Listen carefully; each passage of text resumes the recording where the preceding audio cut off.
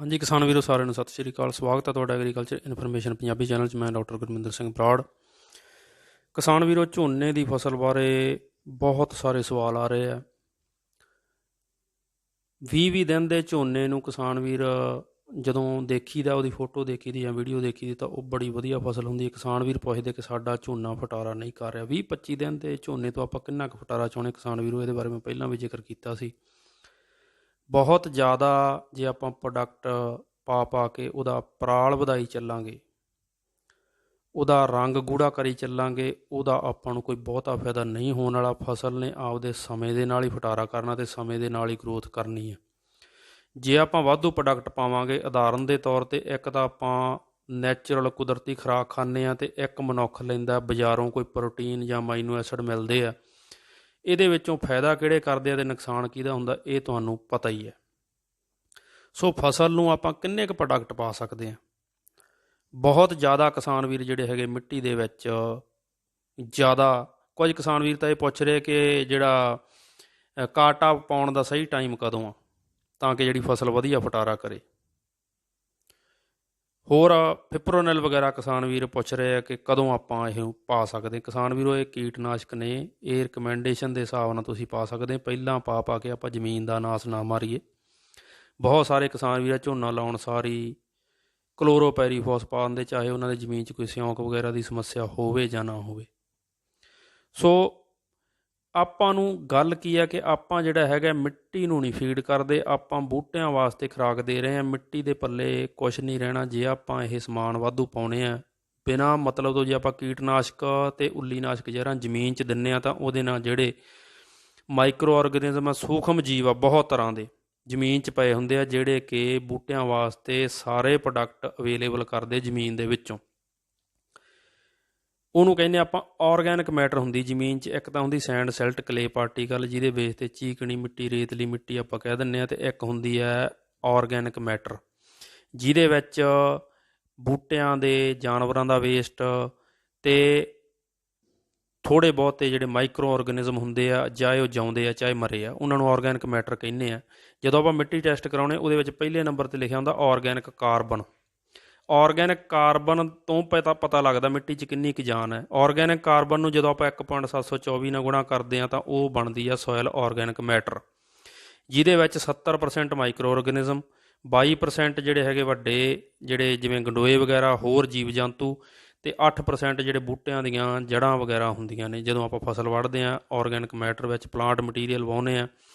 ਉਦੋਂ ਬਿਨਾਂ ਆਪਾਂ ਰੂੜੀ ਦੀ ਖਾਦ, ਮੁਰਗੀਆਂ ਦੀ ਖਾਦ ਜਾਂ ਹੋਰ ਖਾਦਾਂ ਜ਼ਮੀਨ 'ਚ ਪਾਉਂਦੇ ਹਾਂ, ਹਰੀ ਖਾਦ ਕਰਦੇ ਹਾਂ।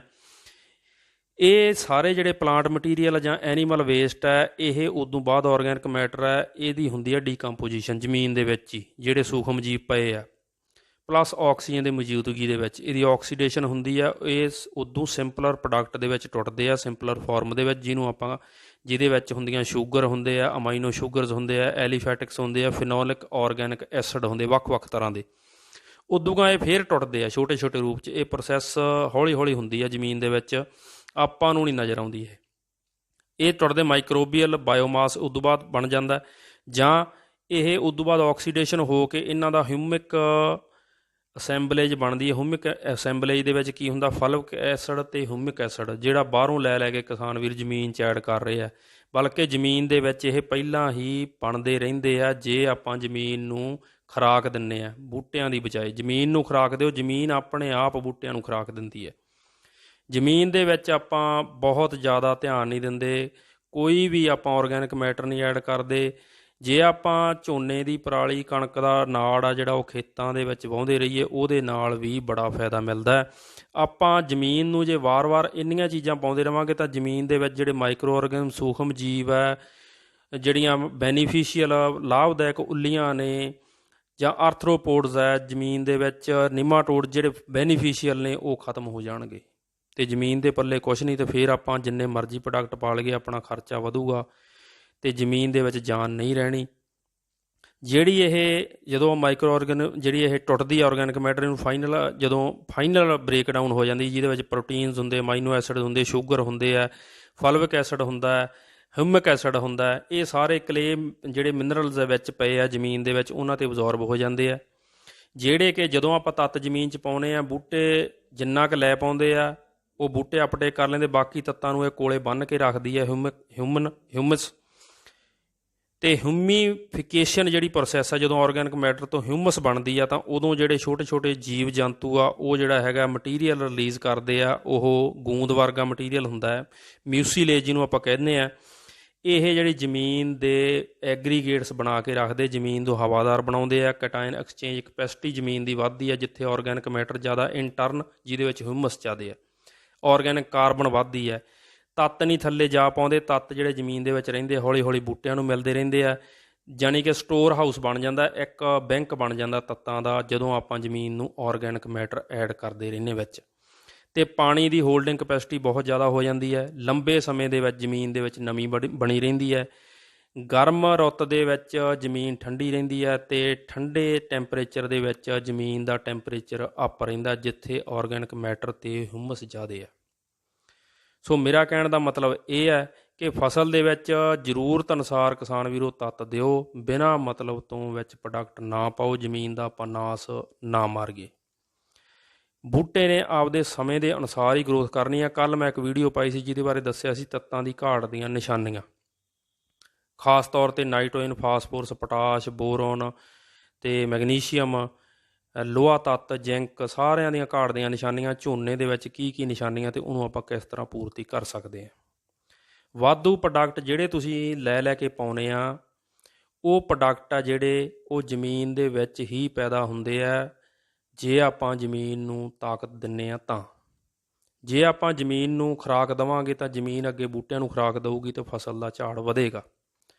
ਜੇ ਆਪਾਂ ਸਿਰਫ ਮੌਕੇ ਦੀ ਫਸਲ ਦੇ ਵਿੱਚ ਹੀ ਪ੍ਰੋਡਕਟ ਪਾਉਂਦੇ ਰਹਾਂਗੇ, ਜ਼ਮੀਨ ਦੇ ਪੱਲੇ ਕੱਖ ਨਹੀਂ ਗਾ, ਅਤੇ ਫਿਰ ਆਪਾਂ ਨੂੰ ਹਰ ਵਾਰੀ ਖਰਚੇ ਹੀ ਵੱਧਦੇ ਜਾਣਗੇ। ਅਤੇ ਜੇ ਆਪਾਂ ਜ਼ੋਰ ਲਾ ਕੇ ਅਤੇ ਬਾਹਰੋਂ ਪ੍ਰੋਡਕਟ ਪਾ ਕੇ ਫਟਾਰਾ ਕਰਾਇਆ ਹੋਊਗਾ ਅਤੇ ਉਹਦੇ ਵਿੱਚ ਬਿਮਾਰੀਆਂ ਅਤੇ ਕੀੜੇ ਮਕੌੜਿਆਂ ਦਾ ਹਮਲਾ ਵੀ ਵੱਧ ਹੋਊਗਾ, ਫੋਕ ਵੀ ਵੱਧ ਪਊਗੀ ਅਤੇ ਨੁਕਸਾਨ ਵੀ ਆਪਣਾ ਜ਼ਿਆਦਾ ਹੋਊਗਾ। ਸੋ ਇਹਨਾਂ ਗੱਲਾਂ ਵੱਲ ਧਿਆਨ ਦੇਣ ਯੋਗ ਜਿਹੜੀ ਹੈਗੀ ਆ, ਬਹੁਤ ਤੁਹਾਡੀ ਇੰਟੈਂਸ਼ਨ ਚਾਹੀਦੀ ਹੈ ਕਿ ਆਪਾਂ ਫਸਲ ਨੂੰ ਜ਼ਰੂਰਤ ਦੇ ਤੱਤ ਦੇਈਏ ਜਿਹੜੇ ਫਸਲ ਨੂੰ ਮਜ਼ਬੂਤੀ ਦਿੰਦੇ ਆ, ਨਾ ਕਿ ਫਸਲ ਦੀ ਦਿੱਖ ਸਿਰਫ ਜਿਹੜੀ ਫਲਾਵਟ ਵਧਾਉਣੀ ਆ, ਪਤਰਾਲ ਵਧਾਉਣਾ, ਉਹਦਾ ਹਰਾਪਣ ਵਧਾਉਣਾ, ਕਾਲੀ ਸ਼ਾਹ ਕਰਨੀ ਹੈ। ਥੋੜ੍ਹਾ ਜਿਹਾ ਆਪਾਂ ਸਬਰ ਨਾਲ ਜਿਹੜੀ ਹੈਗੀ ਆ ਫਸਲ ਦੀ ਗਰੋਥ ਕਰਨੀ ਹੈ, ਕਿਉਂਕਿ ਫਸਲ ਹੈ ਉਹ ਵੈਰਾਇਟੀ ਦੇ ਹਿਸਾਬ ਨਾਲ ਬੜਾ ਲੰਬਾ ਸਮਾਂ ਉਹ ਲੈਂਦੀ ਹੈ, ਜਿਹਦੇ ਵਿੱਚ ਉਹਨੇ ਫਟਾਰਾ ਵੀ ਕਰਨਾ, ਫਿਰ ਉਸ ਤੋਂ ਬਾਅਦ ਰੀਪਰੋਡਕਟਿਵ ਫੇਜ਼ ਆਉਣਾ। ਦਿਨਾਂ ਦੇ ਵਿੱਚ ਜਿਹੜੀ ਫਸਲ ਨੂੰ ਆਪਾਂ ਫਟਾਰਾ ਕਰਵਾਉਣ ਨਾਲ ਧਿਆਨ ਨਾ ਦਈਏ।